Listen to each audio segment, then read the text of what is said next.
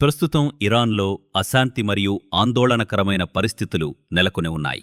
ఈ అశాంతికి ప్రధాన కారణం తీవ్రమైన ఆర్థిక సంక్షోభం మరియు ధరల పెరుగుదల. డిసెంబర్ 28, 2025న ప్రారంభమైన ఈ నిరసనలు ప్రస్తుతం దేశవ్యాప్తంగా తీవ్ర రూపం దాల్చాయి.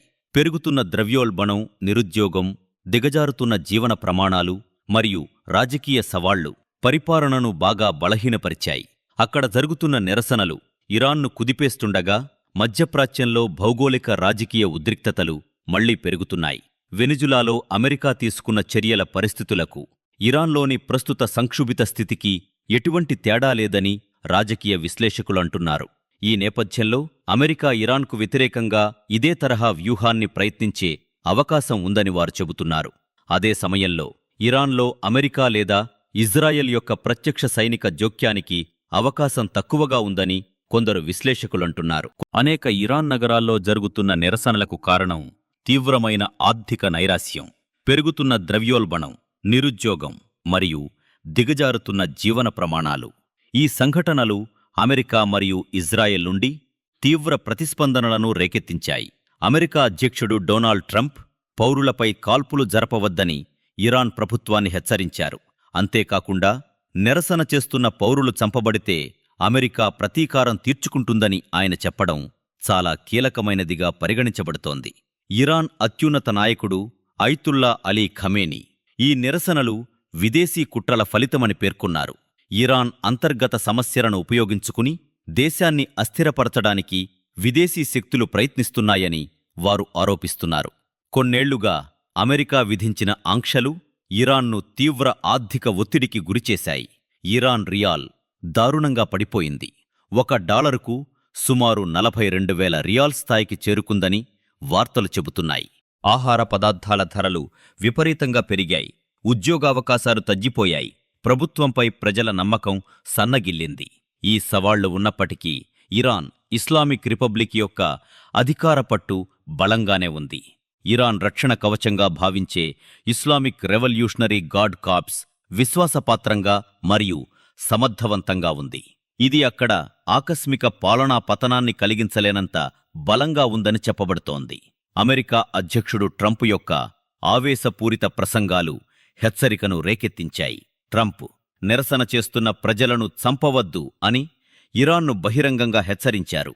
అంతేకాక ఇరాన్ను హెచ్చరించడానికి లాక్డ్ అండ్ లోడెడ్ అనే పదాన్ని ఆయన ఉపయోగించటం కలకల రేపింది.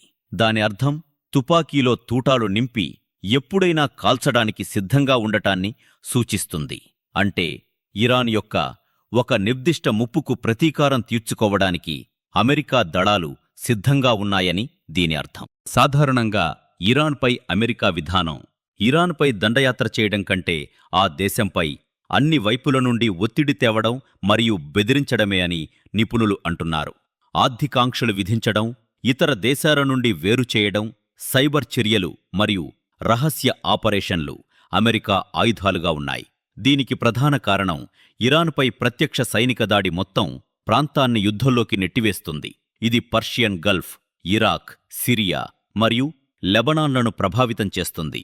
దీనివల్ల తనకు విపరీతమైన నష్టం జరుగుతుందని అమెరికా రాజకీయ నాయకులకు తెలుసు. అందుకే అన్ని వైపుల నుండి ఒత్తిడి తెచ్చి బెదిరించడాన్ని తన ఇరాన్ విధానంగా అమెరికా ఎంచుకుందని నిపుణులు అంటున్నారు. వెనిజులా మాదిరిగా కాకుండా ఇరాన్ దౌత్యపరంగా ఒంటరి కాలేదు. రష్యా మరియు చైనాతో ఇది బలమైన సంబంధాలను కొనసాగిస్తోంది. రష్యా మరియు చైనా ఏకపక్ష అమెరికా సైనిక చర్యను తీవ్రంగా వ్యతిరేకిస్తాయి. ఈ ప్రపంచ పరిస్థితులు అమెరికా ఇష్టాలను కొంతవరకు నియంత్రిస్తాయి. ఈ స్థితిలో ఇరాన్ సీనియర్ నాయకుడు అలీ లారిజానీ మాట్లాడుతూ ఇరాన్ అంతర్గత వ్యవహారాలలో ఇది ఒక బాహాటమైన జోక్యమని అభివర్ణించారు. నిరసనలు ఒక అంతర్గత విషయమని, ఇందులో ఏ విదేశీ దేశం జోక్యం చేసుకున్నా శత్రుత్వంగా పరిగణించబడుతుంది అని ఆయనన్నారు. అంతేకాక ఇరాన్కు వ్యతిరేకంగా సైనిక చర్యకు అంతర్జాతీయ చట్టబద్ధమైన ఆమోదం పొందడం చాలా కష్టం. ఇది అమెరికా ప్రత్యక్ష జోక్యానికి అవకాశాన్ని మరింత తగ్గిస్తుందని కూడా చెప్పబడుతోంది. ఇరాన్ అంతర్గత సంక్షోభంలో ఇజ్రాయెల్ ప్రత్యక్ష సైనిక జోక్యం అసాధ్యమని కూడా అంటున్నారు.